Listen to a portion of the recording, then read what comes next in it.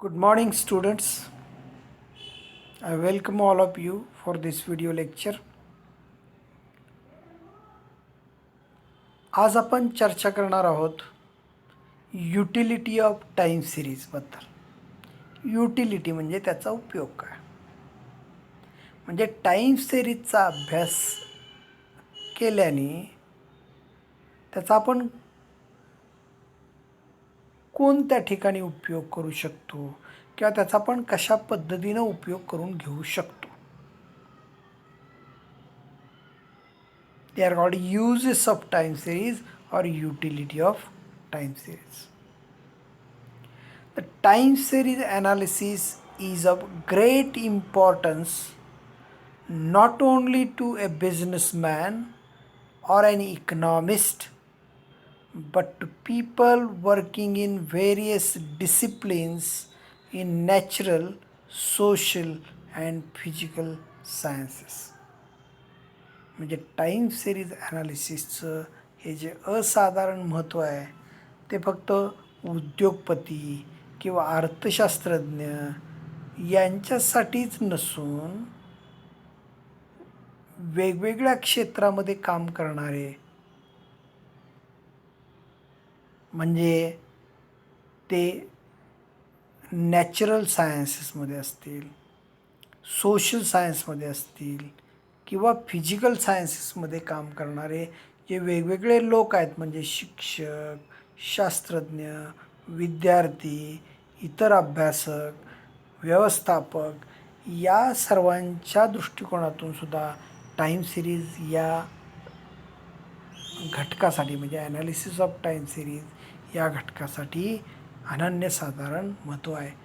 No doubt businessman and economist यांच्यासाठी तर time series हे अतिशय महत्त्वाचं आहेच, पण यांच्या व्यतिरिक्त इतर जे लोक आहेत वेगवेगळ्या क्षेत्रामध्ये काम करणारे, त्यांच्या दृष्टीनं सुद्धा टाईम सिरीज हे एक अत्यंत महत्त्वाची आणि उपयुक्त शाखा, it's a branch of knowledge आहे असं आपल्याला म्हणता येऊ शकतं.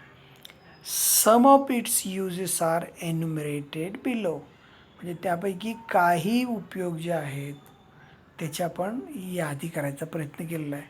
आपण त्या सर्व घटकांची यादी करू शकत नाही, because the list is so long, it is almost unending. तर काही घटक ज्यांचा आपल्याला उल्लेख करता येऊ शकतो.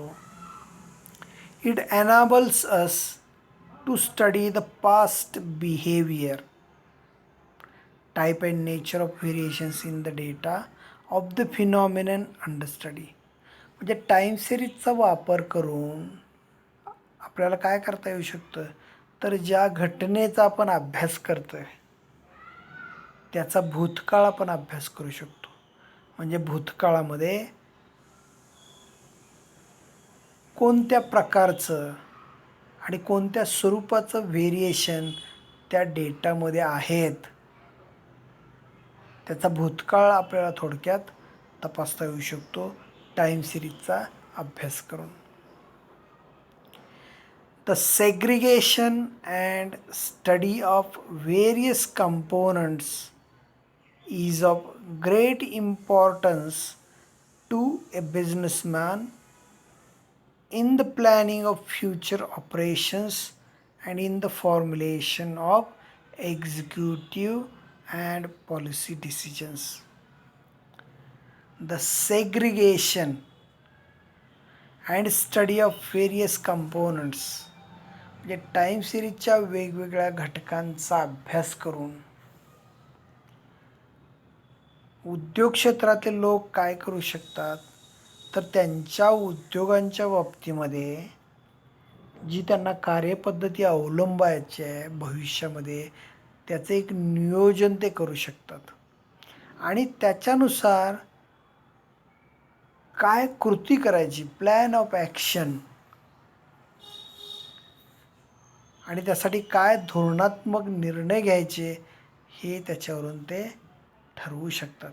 त्यासाठी टाईम सिरीज हा त्यांच्यासाठी अत्यंत जिव्हाळ्याचा असा विषय होऊन जातो. It helps us to compare the actual current performance with the expected ones and analyze the cause of such variations if any. आता याने आपल्याला काय करता येऊ शकतं? तुलना करता येऊ शकते. कोणाची तुलना करता येऊ शकते? तर actual current performance and the expected one. म्हणजे आपल्याला वाटतं एखादी गोष्ट अशी व्हायला हवी, पण प्रत्यक्षात कशी झालेली आहे.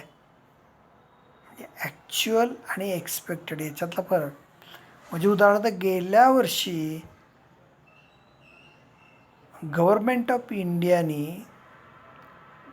ऑफकोर्स RBIने डिक्लेअर केलं की the rate of growth of Indian economy will be around 7%. आत्ता तशी परिस्थिती आहे का? एक्सपेक्टेड 7% होतं. Now it is some negative number. So there is a big difference between the actual value and the expected value. तर टाइम्समध्ये आपल्याला काय करता येतं? बरोबर आपण हा डेटा रेकॉर्ड करत चाललो ना. गेल्या वर्षी GDPचा डेटा रेकॉर्ड केलेला होता, यावर्षी तो रेकॉर्ड होणार. त्यामुळं आपल्याला या दोघांची तुलना करता येऊ शकते. It enables us to predict behavior of the phenomenon, which is very essential for business planning.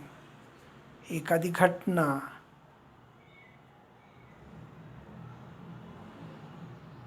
याच्याबद्दल काही प्रिडिक्शन आपल्याला करता येऊ शकतं का, की जे उद्योगाच्या नियोजनाच्या संदर्भात अतिशय महत्त्वाचं आहे.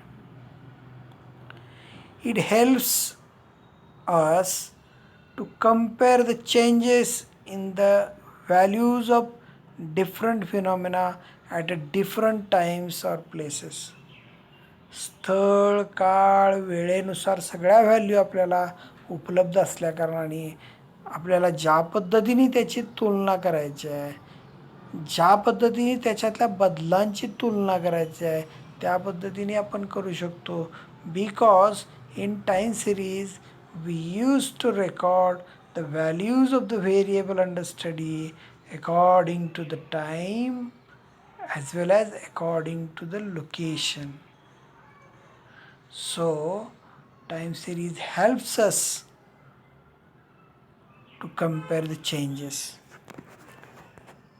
तर अशा पद्धतीने टाईम सिरीजचा आपल्याला वेगवेगळ्या ठिकाणी वापर करता येऊ शकतो. इनफॅक्ट टाईम सिरीज ॲनालिसिस ही जी गोष्ट आहे ती बिझनेसमध्ये आणि इकॉनॉमिक्समध्ये खूप मोठ्या प्रमाणावर वापरली जाते आणि त्याच्यावरून कन्क्लुजन्स काढले जातात. म्हणजे फॉर एक्झाम्पल शेअर मार्केटमध्ये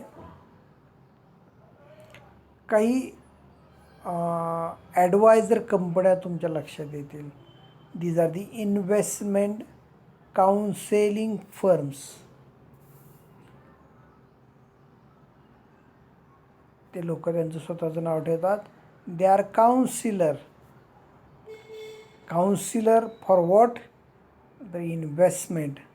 म्हणजे तुम्हाला पैशाची किंवा इतर कोणत्या गोष्टीची गुंतवणूक करायची आहे त्यासाठी ते कन्सल्टंट असतात तुमचे. तर अशा प्रकारच्या उद्योगामध्ये, अशा प्रकारच्या अभ्यासामध्ये टाईम सिरीज हा अत्यंत महत्त्वाचा घटक आहे. हे जगभर कळून चुकलेलं आहे आणि त्यामुळे त्याचं अनन्यसाधारण महत्त्व आहे. तर असा हा जो टाईम सिरीज हा घटक आहे तो आपल्या दृष्टीनं अभ्यासाच्या म्हणून महत्त्वाचा आहे. ओके. सो आत्तापर्यंत आपण ज्या गोष्टींची चर्चा केलेली आहे ते मी एकदा रिवाईज करतो. म्हणजे आपण टाईम सिरीज म्हणजे काय ते पाहिलं.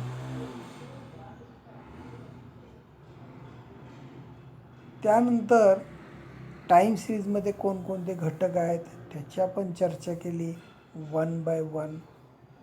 त्यानंतर आपण ह्या टाईम सिरीजचे काय उपयोग आहेत, त्याची काय युटिलिटी आहे या संदर्भात चर्चा केली.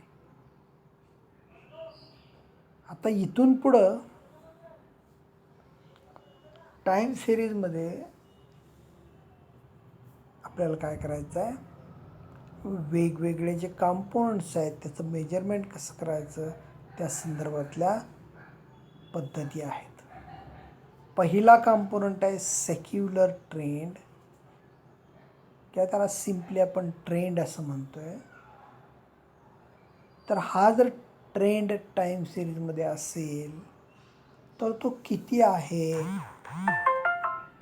याचं मोजमाप करणं गरजेचं आहे. म्हणजे तो वाढत जात असेल तर किती प्रमाणात वाढत जातोय, तो कमी होत असेल तर किती प्रमाणात कमी व्हायला हवा. तर या संदर्भात ज्या काही वेगवेगळ्या पद्धती आहेत त्याला आपण म्हणतोय मेथड्स ऑफ मेजरिंग ट्रेंड्स. आणि आज या ठिकाणी let us see there are 3 different methods. In fact there are many more, पण तुमच्या सिलेबसमध्ये त्यापैकी 3चा उल्लेख आहे.